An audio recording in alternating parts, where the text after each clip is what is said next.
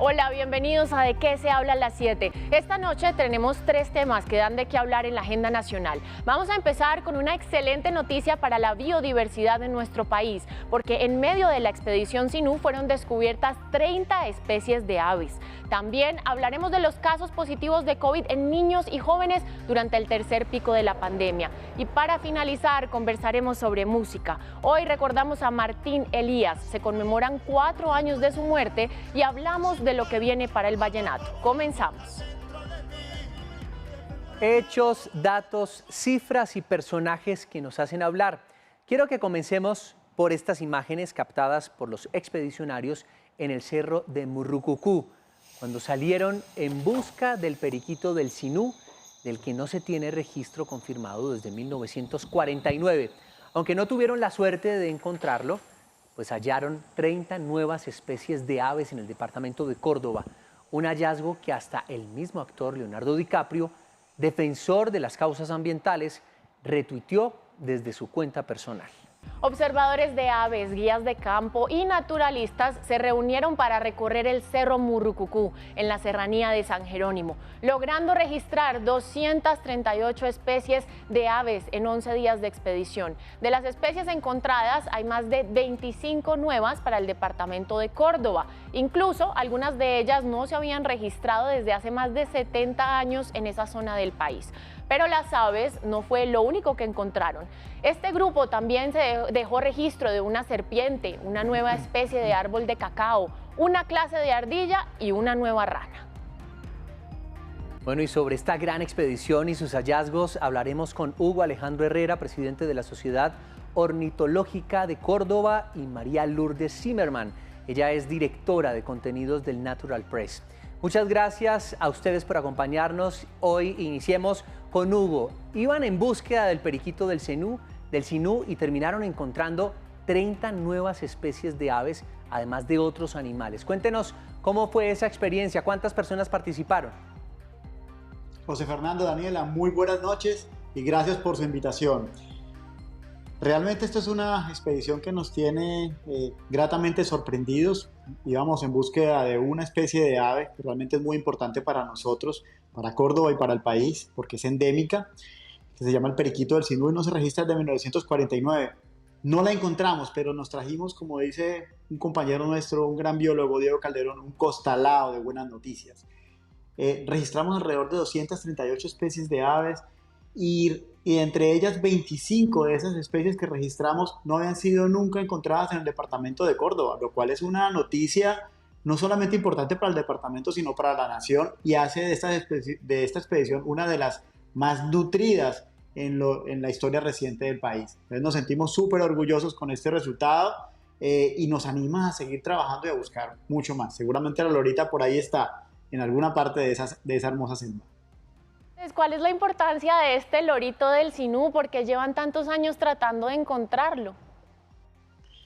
Bueno, Daniela, te cuento que realmente los esfuerzos no han sido tan repetitivos como hubiéramos querido. Esta es una ave que no se registra desde 1949, pero la zona donde él debe estar fue una zona que ha sido afectada por muchos conflictos de izquierda, a derecha. Realmente es una zona que ha sido bastante impactada, principalmente por la violencia y hoy por el tema de los cultivos ilícitos. Entonces era muy difícil la entrada, el ingreso hacia esa zona a buscar el lorito. Sin embargo, unos años para acá, con el trabajo de la Sociedad Ornitológica de Córdoba, el acercamiento con las comunidades, el apoyo de parques nacionales, entidades internacionales como Global Wildlife Conservation, American Bird Conservancy, nos han permitido abrir este espacio que antes no teníamos y empezar a hacer esa búsqueda como se debe. Ha habido algunos intentos anteriores, pero realmente ninguno de ellos durante tanto tiempo como logramos estar nosotros en Murrucucú, que fueron 11 días, 14 expedicionarios.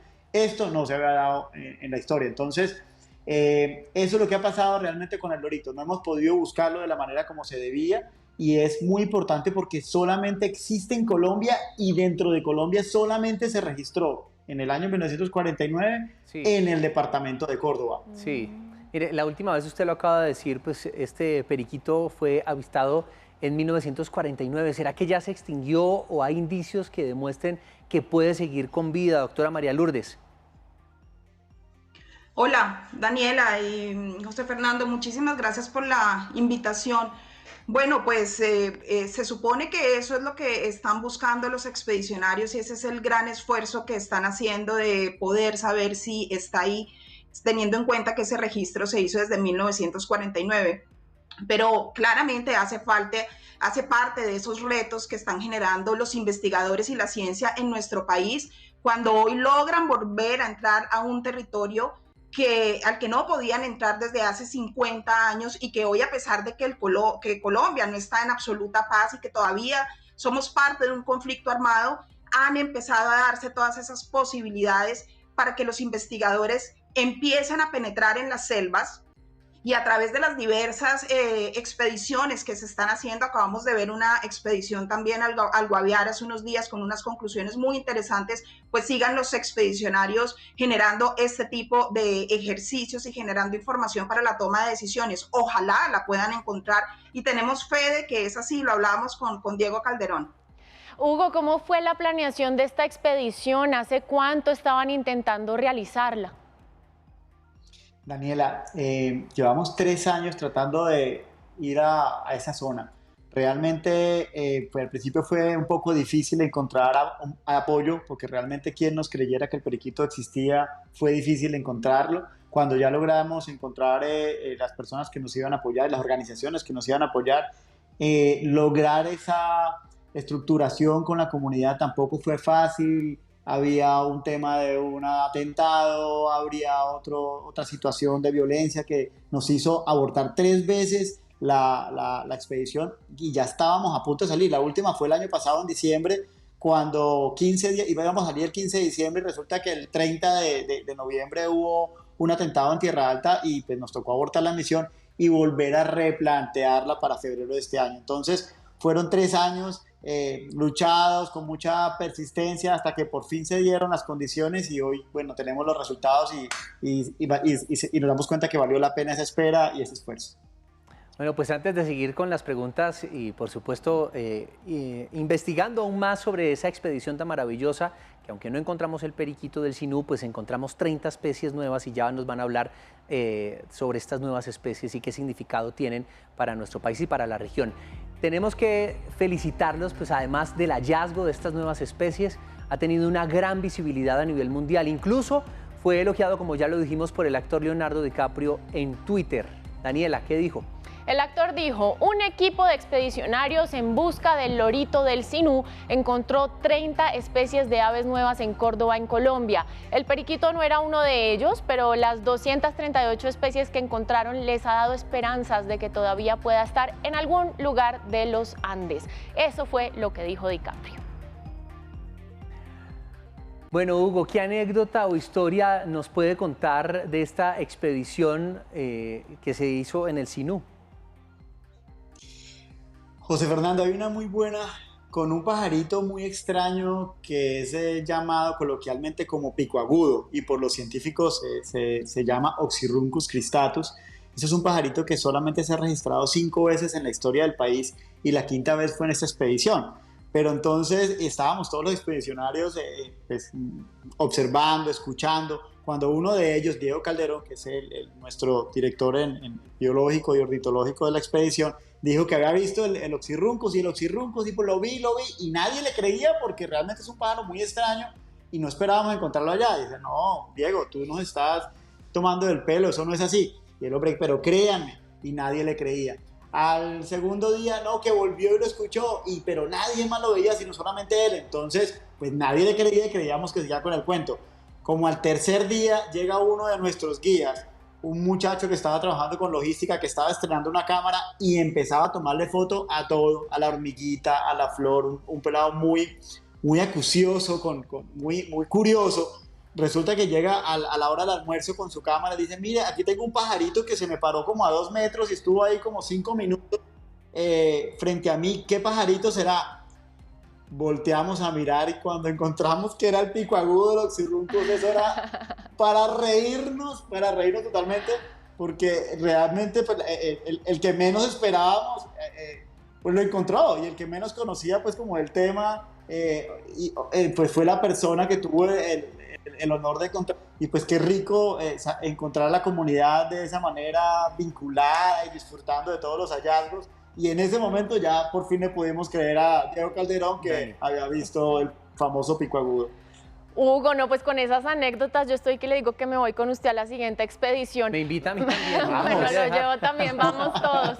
María Lourdes, desde el periodismo medioambiental, ¿qué relevancia tiene esta noticia, tanto para Colombia como para el mundo? Miren, para nosotros es un reto enorme poder cubrir este tipo de noticias. Nosotros estamos en Canadá, hacemos cubrimientos de noticias en Colombia, pero las expediciones son un aporte enorme a la investigación periodística que nosotros hacemos y a ese cubrimiento. Porque finalmente, como yo les decía, en este país inexplorado, en 50 años de guerra, en el que los expedicionarios e investigadores tienen la oportunidad de volver a salir y descubrir lo que hay en nuestras selvas, ahí es cuando nosotros como periodistas tenemos ese gran reto de poder dar a conocer eso al país y que realmente Colombia no solamente se sienta orgullosa de ser uno de los países más biodiversos del mundo, por algo somos potencia en biodiversidad, sino que también podamos nosotros como periodistas en este trabajo divulgativo hacer esa conexión entre la biodiversidad y esos servicios que nos presta la biodiversidad a los colombianos. Porque fíjense que somos el país más biodiverso en aves, pero si la gente entendiera que las aves en los bosques de nuestro país y toda esa biodiversidad genera a que los colombianos tengamos bosques en buen estado, tengamos agua, tengamos medicinas, tengamos oxígeno, esa vinculación que nosotros hacemos como periodistas en el cubrimiento es lo que va a permitir que la gente tenga una apropiación de todo este gran esfuerzo que la ciencia está haciendo. Entonces es un reto enorme y es lo que debemos hacer, seguir haciendo como periodistas en este trabajo de periodismo científico y ambiental conectados con la ciencia en nuestro país. Aquí en RTVC Noticias le hemos abierto un espacio en nuestras diferentes ediciones para hablar de medio ambiente, que es bastante importante esto en nuestro país. Pero ¿qué hacer para que estos temas medioambientales, María Lourdes, pues realmente adquieran la importancia que se merecen en nuestro país? Escuchamos a Hugo hablar de esa expedición como algo maravilloso y seguramente en la casa estarán diciendo que es un pajarito. ¿Cómo darle realmente la importancia a esto, la importancia que se debe y generar no solamente contenidos desde la parte periodística y los medios de comunicación, sino que la gente se interese por este tipo de contenidos? Justamente por lo que yo les decía, José Fernando, porque los medios tenemos esa responsabilidad de que la gente entienda que no solamente es la gran biodiversidad que tenemos en el país, sino esa conexión y esa necesidad que los colombianos tenemos de la biodiversidad. Porque si no tenemos toda esa cantidad de activos naturales, la economía de nuestro país no va a poder avanzar. No hay ningún país en el mundo que pueda avanzar económicamente sin agua. Y toda esa biodiversidad que tenemos nos permite tener toda esa cantidad de servicios que nos presta la naturaleza. Entonces, esas conexiones son claves. Y hay que decir también que cuando influenciadores y artistas como Leonardo DiCaprio, que hoy en día es un gran ambientalista, con reconocimiento y que hace grandes inversiones en proyectos de conservación a nivel mundial y en temas de crisis y de cambio climático, creo que son una buena ayuda para que la gente entienda que si Leonardo DiCaprio en su página, en su cuenta de Twitter, ha podido dar ese reconocimiento, ese gran esfuerzo de la ciencia en Colombia, los colombianos debemos voltear a mirar lo que está sucediendo y sentirnos orgullosos de lo que tenemos. Entonces, el periodismo ambiental ahí juega un papel importantísimo. Los directores de medios de comunicación creo que cada vez están entendiendo más el papel que tenemos los periodistas y los investigadores en temas de comunicación y medio ambiente, así como lo están haciendo ustedes, y esa necesidad y esa vinculación va a permitir que la gente pueda entender lo importante que es ser el país en potencia de biodiversidad en el mundo como es Colombia, segundo país más biodiverso del mundo por metro cuadrado.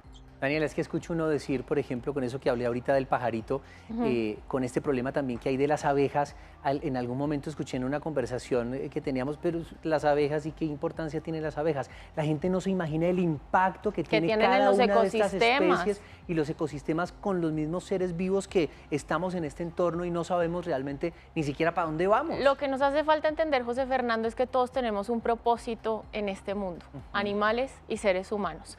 Pero, Hugo, mire, ustedes recorrieron 11 días. ¿Cuánto camino es eso y cómo es ese proceso de reconocimiento de especies? Es decir, ¿ustedes se llevan muestras o cómo hacen para saber? Usted ahorita nombró una serie de aves que pues le confieso que no recuerdo bien el nombre, pero ¿cómo hacen para saber y llegar a identificar 238 especies, 30 nuevas? ¿Cómo es eso? Bueno, Daniela, estuvimos 11 días en el Cerro Murrucucú, recorriendo entre los 400 metros sobre el nivel del mar y los 1000 metros sobre el nivel del mar. Históricamente, en esas alturas no había habido nunca un monitoreo. Previamente, durante la preparación, se había hecho un listado de las posibles especies de aves en esa zona, revisando los listados históricos del departamento, revisando los listados de zonas cercanas y con ecosistemas parecidos al que esperábamos encontrar donde íbamos, y llevábamos más o menos una idea de lo que podríamos encontrar. Llevábamos cantos, llevábamos fotos, llevábamos nuestros libros de identificación, las guías de aves que son tan importantes, que hoy afortunadamente hay varias que sirven para trabajar en campo. Además que contábamos con biólogos tremendamente experimentados como Diego Calderón, Iván Lau, Carlos y William Brand, que son personas que tienen 20 años de experiencia en el avistamiento de aves, y casi que con solo escucharlas inmediatamente pueden decir cuál es. Eventualmente pueden tener algunas dudas, pero en la mayoría de los casos son muy acertados. Entonces, esa sumatoria de todo eso, más la comunidad que nos estaba acompañando, porque aquí hubo un apoyo muy grande de parte de toda la comunidad que también conoce sus aves, todo eso se juntó y nos permitió empezar a hacer los listados de manera correcta para poder tener los resultados que hoy tenemos, ¿no? Entonces así que trabajamos. Maravilloso, Hugo. Vienen futuras expediciones y otra pregunta que le voy a colar ahí. ¿Usted sí cree que vamos a poder encontrar a este periquito del Sinú o de pronto ya está extinguido? Daniela, bueno, esperamos que vengan muchas otras expediciones. Como te digo, al principio fue muy difícil encontrar apoyo. ¿Quién nos creyera que esta expedición podía tener frutos, incluso así no apareciera el lorito en su momento? Esperamos que con todo esto que se está dando, con los resultados que pudimos obtener, encontremos organizaciones que nos sigan apoyando, tal como lo hicieron en esta ocasión. Y realmente tenemos mucha fe. Hemos podido hablar con personas muy influyentes en el tema ornitológico en el país, y todo el mundo nos dice, no, ese pajarito está, tengan fe. Miren, hace 15 años apareció la prima de esta lorita que se llama el periquito del perijá, duró perdida 70 años también y apareció en el 2015. En el 2018 apareció el arrierito antioqueño, que llevaba 47 años perdido y apareció.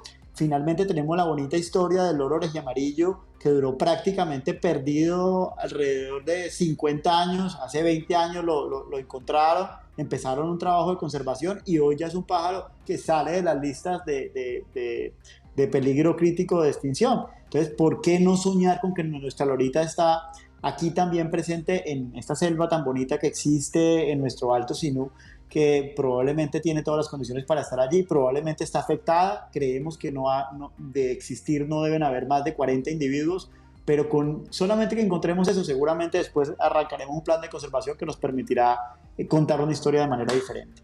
Me encanta escucharlo, Hugo, con esa emoción con la que nos cuenta esta gran noticia, no solamente para nuestro país, sino para la región. Hugo Alejandro Herrera, presidente de la Sociedad Ornitológica de Córdoba, y María Lourdes Zimmerman, directora de contenidos del Natural Press desde Canadá, nos atendió. Es colombiana y está allá radicada. Muchas gracias a los dos. Mil gracias a ustedes por la invitación. Muchísimas gracias. Bueno, José Fernando, y hablando de la importancia de los animales, de la fauna en nuestro país y en el mundo, yo quiero que veamos este video que no ha dejado de ser tendencia en las redes sociales. Aquí vemos a Ralph, un conejo que retrata el sufrimiento animal a causa de las pruebas que con ellos se hacen en los laboratorios. El cortometraje dura cerca de 3 minutos. Inicia retratando los efectos que las pruebas generan en su cuerpo: quemaduras, ojos irritados y hasta ceguera. El video, que fue lanzado el 8 de abril a través de Instagram, cuenta con más de 1,5 millones de visualizaciones y más de 2.000 comentarios. Si usted aún no lo ha visto, puede encontrarlo en nuestras redes sociales, donde estamos como RTVC Noticias. Sorry, Ralph. We're over here. Can you turn around? Oh, sorry. That's all right. Is this better? Realmente este video es bastante impactante. Duro, o sea, yo le confieso que lo vi y me genera entre escalofríos, como ganas de llorar, porque esto es un muñeco, pero imagínese lo que pasa en la vida real. Pues nosotros hacemos una pequeña pausa y al regreso más hechos, datos, cifras y personajes que nos hacen hablar. No se vayan.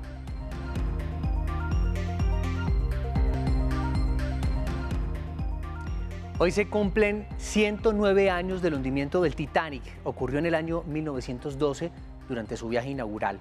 A propósito de esta efemérides, pues les traemos los 5 mitos que aún están sin resolver. Daniela. Se ha dicho que los constructores del barco afirmaron que era insumergible, pero esta afirmación es falsa. De hecho, el único récord que tenía en la época era ser el más grande. Segundo, el talón de Aquiles del barco fue que los constructores no tuvieron en cuenta la longitud del Titanic a la hora de virar frente a una posible emergencia. El tercero, es totalmente falso que el barco se movilizara con exceso de velocidad.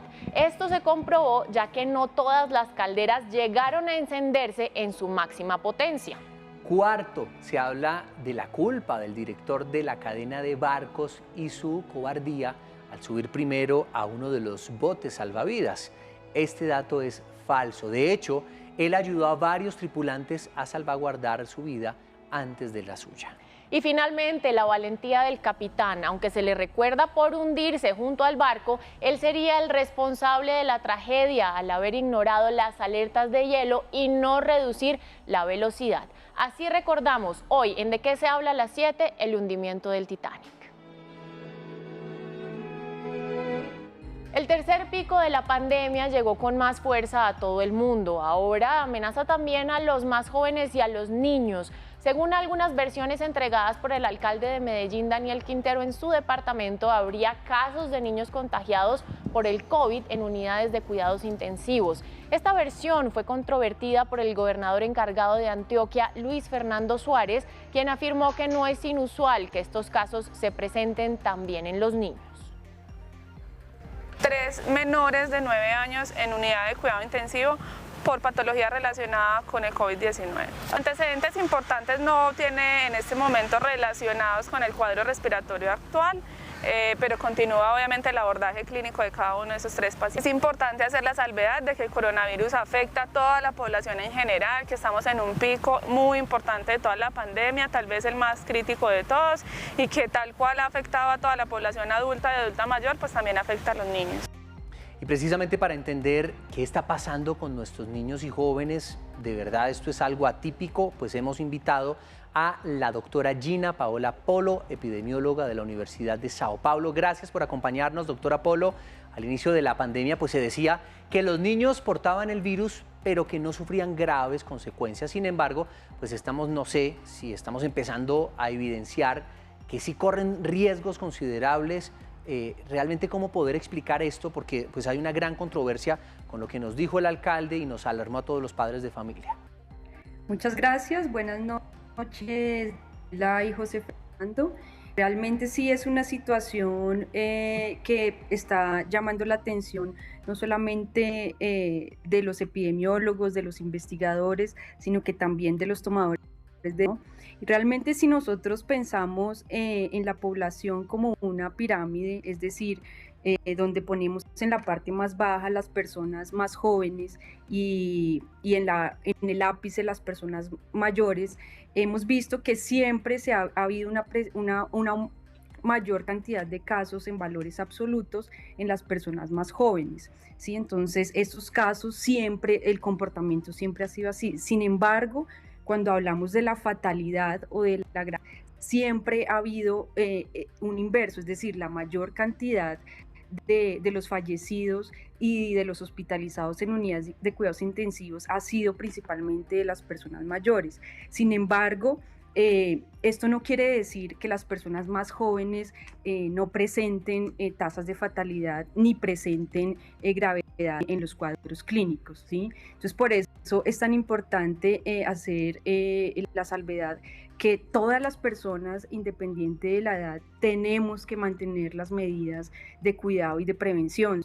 Es que se ha sostenido constantemente, casi que a nivel mundial, Daniela y televidentes, en un cerca de 6 a 8% el número de menores de edad que pues llegan, digamos, a requerir de una atención mucho más compleja. Y eso, pues lo que hace el alcalde, que realmente fue un acto irresponsable porque nos alarmó a todos los padres de familia de nuestro país. Realmente han generado gran controversia pues este tipo de declaraciones y confusión entre todos los padres de familia, porque se ha dicho que sin tener ninguna prueba hasta ahora también Quintero sugirió que en la capital antioqueña pues circulaba una nueva cepa del COVID-19 que sería 3 veces más difícil de controlar, además que estaría afectando más a los jóvenes.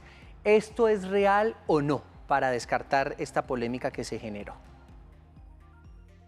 Yo creo que desde cualquier punto de vista, siendo, por ejemplo, yo como epidemióloga o como investigadora o como tomadora de decisión, creo que es muy delicado si no se tiene la suficiente investigación o el suficiente soporte para decir sí o no.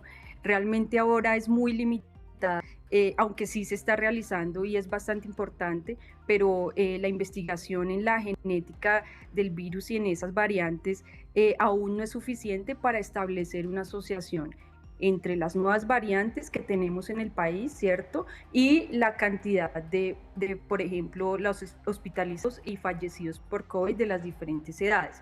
Sin embargo, en otros países, por ejemplo en Brasil, como lo que sí se ha asociado la variante P1 a aumento no solamente en el número de casos de casi el 500%, por ejemplo, en personas entre 20 y 50 años, o del 200%, por ejemplo, de la letalidad en personas jóvenes. Doctora Polo, hablemos de los efectos colaterales que está generando pues esto en las personas jóvenes. ¿Cómo es su percepción al respecto? Porque estamos viendo no solamente que la enfermedad los ataca bastante fuerte, sino que después quedan con un montón de incapacidades y de situaciones muy complejas. Sí, y no solamente a nivel físico, sino también en términos de ese componente a nivel del sistema nervioso. Entonces, por ejemplo, se ha dado que 1 de cada 3 personas puede generar síntomas a largo plazo asociadas por ejemplo, a conductas tal vez no tan evidentes físicamente, pero sí comportamentalmente.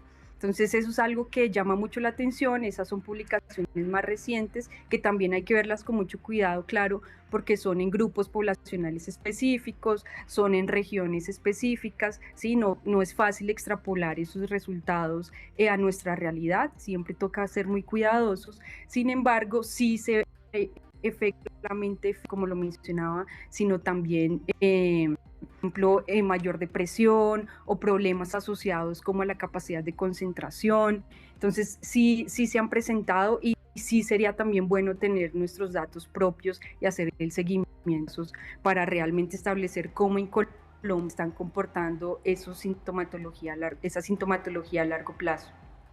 Bueno, a esta hora hacemos conexión con el doctor Diego García, gerente COVID en Cundinamarca. En las últimas horas la Secretaría de Educación pues, dio una alarma precisamente porque identificó varios casos positivos de COVID en 3 instituciones educativas públicas. ¿Cómo se está garantizando el cumplimiento de medidas de bioseguridad en las escuelas de Cundinamarca y también, por supuesto, de Bogotá, donde se identificaron estos casos positivos, para que no se propague, por supuesto?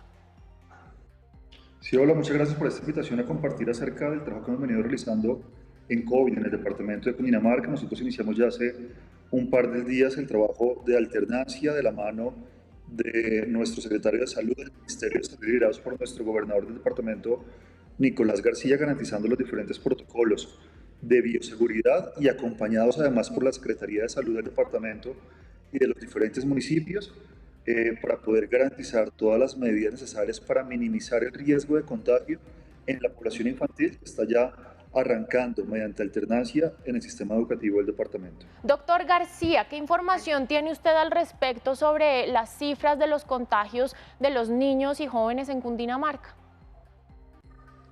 Nosotros, si comparamos un corte a un corte a hace un mes, hemos tenido un número de contagios en población menor de 18 a 163 niños contagiados y en población general, en todo el departamento de contagio de casos nuevos en el último mes fueron de 6.721, o sea, aproximadamente 12% de nuestros contagios han sido en población menor de 18 años y cifra que se ha mantenido muy estable durante el manejo de la pandemia. No hemos detectado todavía en el departamento un incremento significativo en el número de contagios en la población infantil, pues, con la dirección de vigilancia del departamento, garantizando un seguimiento permanente a cómo se va el comportamiento de la pandemia en este departamento.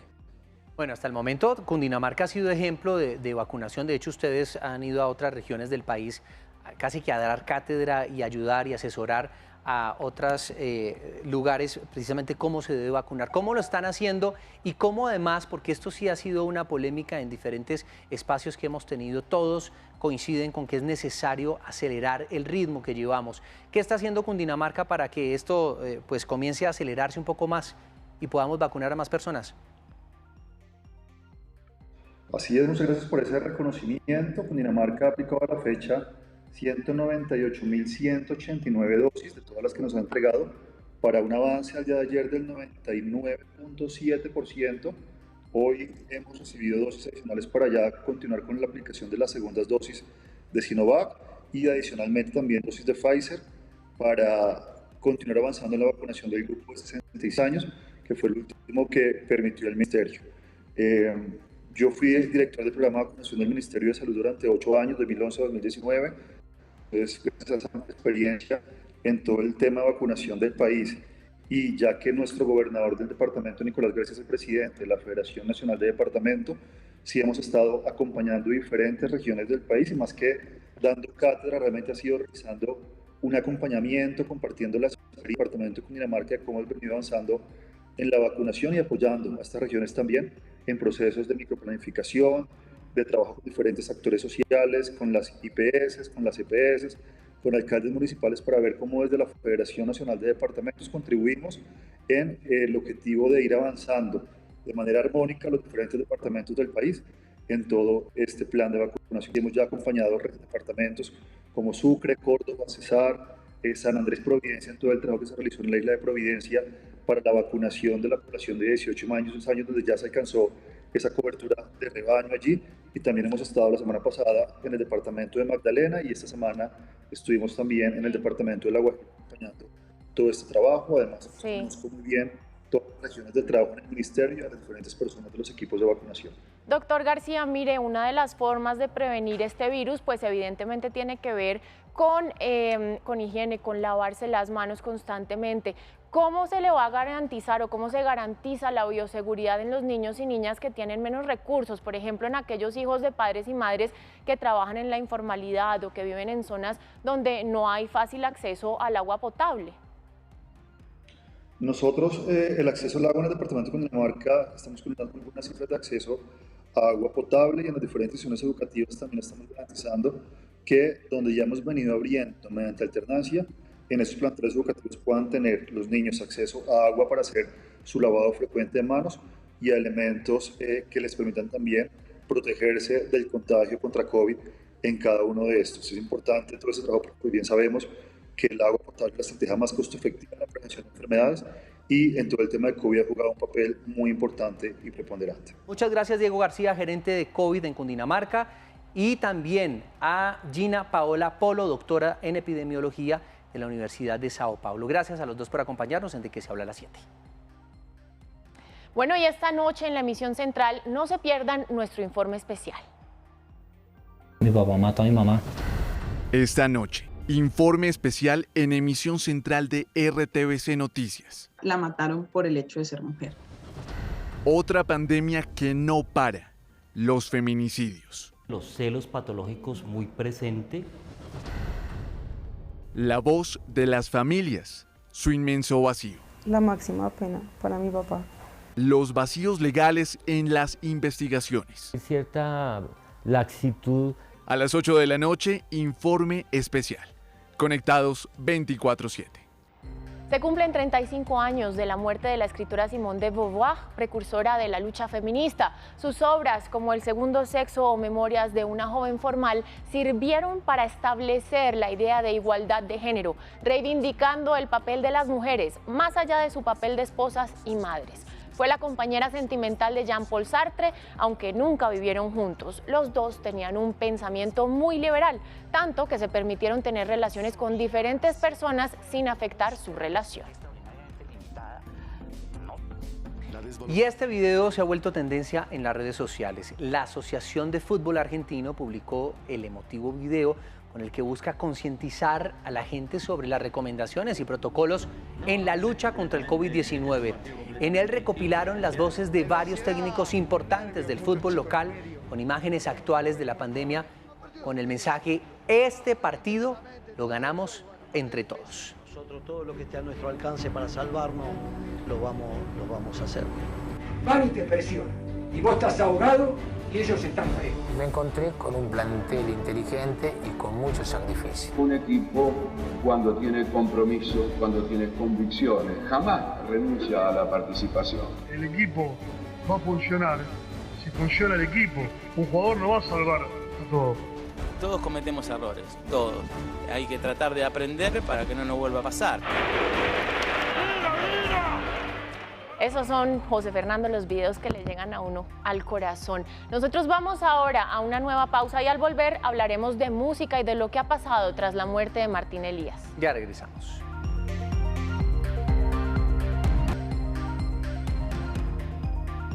Gracias por seguir conectados con nosotros. Hoy no pueden perderse a las 10 de la noche por Señal Colombia la película Nuestros hijos, del director italiano Ivano de Matteo. El largometraje, que cuestiona las relaciones familiares, la hipocresía y los límites de la ética, está relatado desde las historias de una familia. La cinta es una adaptación de la novela La Cena de Hermann Koch. Hoy se cumplen 4 años de la trágica muerte del cantante vallenato Martín Elías, ocurrida un Viernes Santo, cuando el carro en el que se movilizaba el cantante se volcó en la vía Lorica-San Onofre. 3 personas resultaron lesionadas y ese día la voz que muchos expertos del folclore le auguraban una gran carrera se apagó.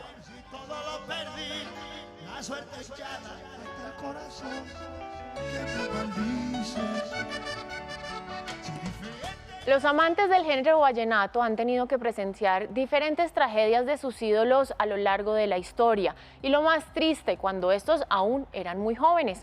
Una de ellas fue el asesinato de Rafael Orozco, cantante del Binomio de Oro, el 11 de junio de 1992, al que muchos amantes del género lloraron. También tenemos que hablar del accidente de tránsito en el que falleció la cantante Patricia Teherán.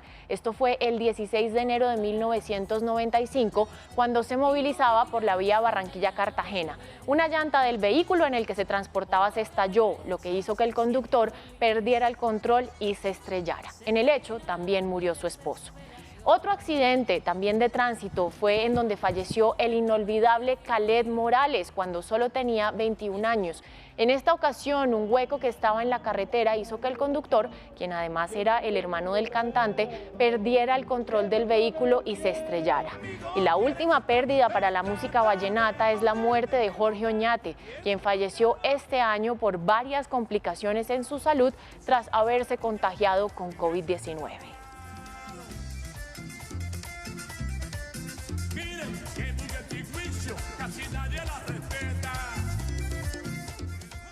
Hoy hemos invitado a Elder Dayan Díaz, uno de los hermanos de Martín Elías. Bienvenido, Elder. Estos días sabemos que son difíciles para la familia Díaz por lo ocurrido en esta fecha, pero ¿cuál es el primer recuerdo que a usted le llega de su hermano? Apenas usted lo piensa, digamos, ¿cómo lo guardó en su memoria?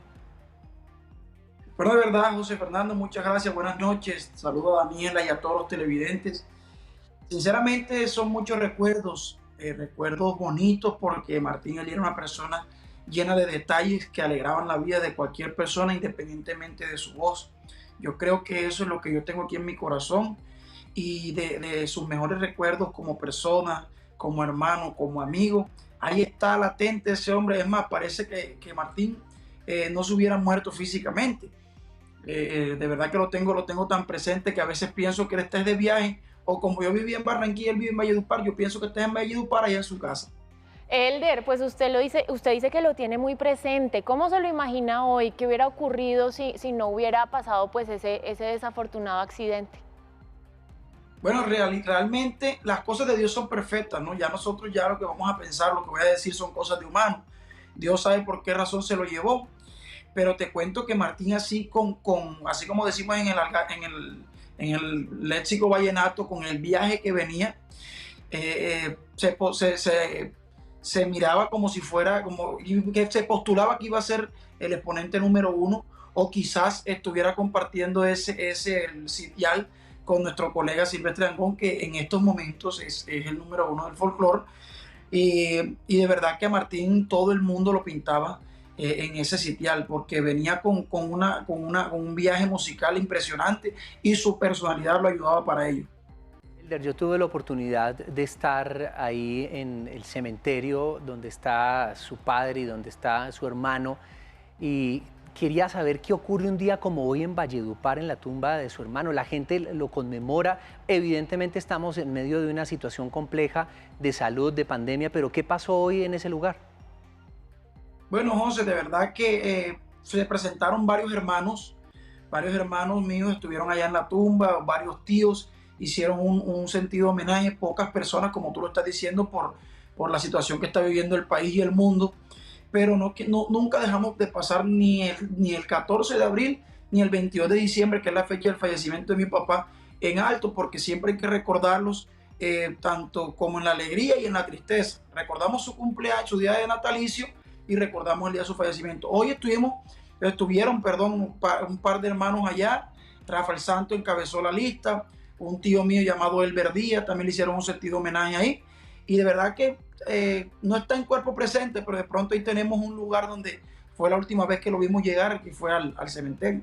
Elder, ¿cómo era su hermano? ¿Cómo era su relación con la familia? ¿Cómo era él con la gente que lo rodeaba, con las personas que eran cercanas a él y pues por supuesto con las que no? Daniela, de verdad se pinta mi sonrisa en la boca, porque hablar de Martín Elías como hermano, como persona, como artista, como esposo, bueno, como esposo eso nada más lo sabe la mujer, pero te cuento que es lo mismo, ser una gran persona, un ser muy noble, un ser carismático, tenía una gracia impresionante, que era un hombre que llamaba a la unidad familiar, era un hombre que nos llenaba como ese espacio que mi papá había dejado en su momento, que él empezó a coger las banderas, por decirlo así, de la dinastía. Y te cuento que era un ser humano, mejor dicho, irrepetible, te digo. O sea, yo no he visto una persona tan humilde, con ese don de gente como era Martín. Y eso es lo que más nos duele, eso es la parte que nos hace falta, porque vuelvo y te repito, la música está ahí y nosotros la escuchamos, pero no tenemos al que queremos abrazar, que queremos besar, que queremos tocar, ¿sí me entiendes? Entonces, ese es un gran ser humano que Dios se lo llevó, solamente Él sabe por qué. Has heredado la mente al sufrir, ya que te ven y todo lo perdí. La suerte echada hasta el corazón que me maldices. Si diferente ya nunca lo será, como me duele, te juro por Dios. Mañana mismo tírate esa promesa que romperá, que nadie te venera para tu amor. Me dan ganas en serio de invitarla a bailar, Daniela. Gran concierto. Fueron imágenes de su último concierto. Maravillosa, su música contagiaba de energía, como lo dice Elder. Elder, ¿qué heredó su hermano de su papá, el gran Diomedes Díaz? ¿Qué puede decir usted? Yo identifico... Cuéntelo pues. ¿Qué es todo? ¿Qué es todo? Sí. No, es que fíjate, ya Martín llegó un momento que ya estaba tan popularmente conocido en Colombia, que al momento de fallecer mi papá, ya él lo perfilaban como un Diomedes Díaz, por decirlo así. Entonces ya lo veían y la gente veía reflejada a mi papá en Martín. Entonces eso, ¿por qué? Porque le veían sus movimientos, sus gestos, la forma de cantar. O sea, Martín era una persona exactamente seguidor número 1 de mi papá y lo tenía, mejor dicho, estudiado de principio a fin. Entonces, por lo menos, lo principal que heredó fue la voz y el carisma. Entonces, con eso fue que él mismo se ganó los corazones de los colombianos, hizo su propia historia y sus propios seguidores. Elder, mire, dicen que uno también habla con los gestos y a usted se le nota definitivamente ese amor y ese cariño que le tenía a su hermano, le brillan esos ojitos, se le ilumina la cara. Entonces yo quiero que usted me diga, ¿qué le deja a usted Martín Elías? ¿Qué aprendió usted de su hermano? Bueno, de verdad que yo digo que la personalidad de uno ya viene de fábrica, pero muchas cosas aprende uno de la personalidad de otra persona, por decirlo así. La nobleza, eso no se copia, eso nace. Pero yo veía muchos gestos de Martín que eran entre comillas envidiables, ¿sí me entiendes? Porque ese don de gente, de cómo llegarle a su gente, siendo sencillo, siendo humilde, no tratando de impresionar a la gente con lujo, con cosas, nada, siendo natural.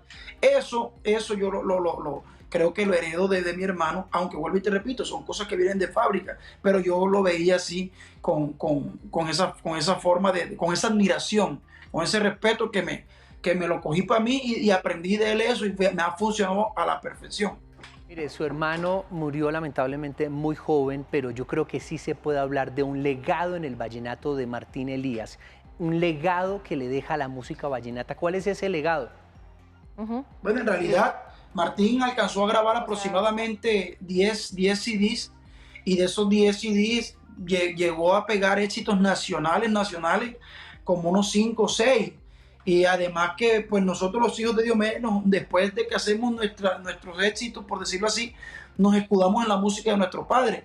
Entonces ahí él dejó su legado musical, su estilo, aunque era muy parecido a mi papá, pero él marcó le puso su picardía, hizo su picardía y deja un gran legado y una gran fanaticada llamada Los Martinistas, hermanos, que creció de un momento a otro así, pero impresionante. Y ya cuando tú creas tu propia fanaticada, puedes decir que dejas un legado musical en esta tierra. Elder, la música en su familia se lleva en la sangre. Usted también es músico, también canta. Entonces yo quiero invitarlo a que nos cante una canción para recordar a Martín Elías. Bueno, listo, claro que sí. Mira, que dice que ay, mientras que tú en las fechas especiales te olvidabas de mí, la otra persona con simples detalles alegraba mi corazón y poquito a poquito me fuiste perdiendo y ahora que reclamas quisiste que fuera el payaso en tu circo y no me da la gana. Ábrete que ya encontré la que a mí me gusta, ábrete porque contigo no quiero nada, ya nada, recógete, se la dejo ahí, vaya. Uy, no, Elder, pero déjeme decirle que su voz también es maravillosa. Mire, yo he escuchado que los músicos se hacen, pero en el caso de los días, como que eso en serio se hereda, se lleva en la genética. Se lleva en la sangre. Muchas gracias. Además, todos tienen ese dejo de Diomedes Díaz que recordamos tanto los colombianos. Un abrazo y muchas gracias por estar aquí con nosotros recordando a su hermano. José, muchas gracias a ti, Daniela. Igualmente, les agradezco a ustedes por hacer este espacio y recordar al gran Martín Elías. Desde hoy, Elderista. Estamos a pocos minutos de terminar De Qué se habla a las 7 y hasta ahora nos conectamos con Mateo Gelves para que nos adelante algunos detalles que tendremos en nuestra emisión de las 8 de la noche de RTVC Noticias. Mateo. Así es, José, ya en unos minuticos vamos a empezar y estaremos con mucha información. Les puedo adelantar que está creciendo la tensión entre Colombia y Venezuela por combates entre tropas bolivarianas y disidencias de las FARC allí en la frontera con el departamento de Arauca. Venezuela envió, escuche usted, en las últimas horas 1000 milicianos a esta zona. También, por otra parte, les tendremos las historias de los médicos y oficiales de la Fuerza Aérea que transportan desde Antioquia a los enfermos graves de COVID-19 a ciudades donde hay unidades de cuidado intensivo disponibles. Y en nuestro informe especial para esta noche vamos a hablar de feminicidio, de las historias de las víctimas, de los vacíos jurídicos que existen aún frente a este delito y de la ruta de denuncia para que estos crímenes no queden en la impunidad. Así que los esperamos ya en unos minuticos. Claro que sí, atentos al desarrollo de estas y más noticias. Muchas gracias, Mateo. A ustedes gracias por acompañarnos. Los esperamos mañana a las 7 con más temas que nos hacen hablar. Feliz noche.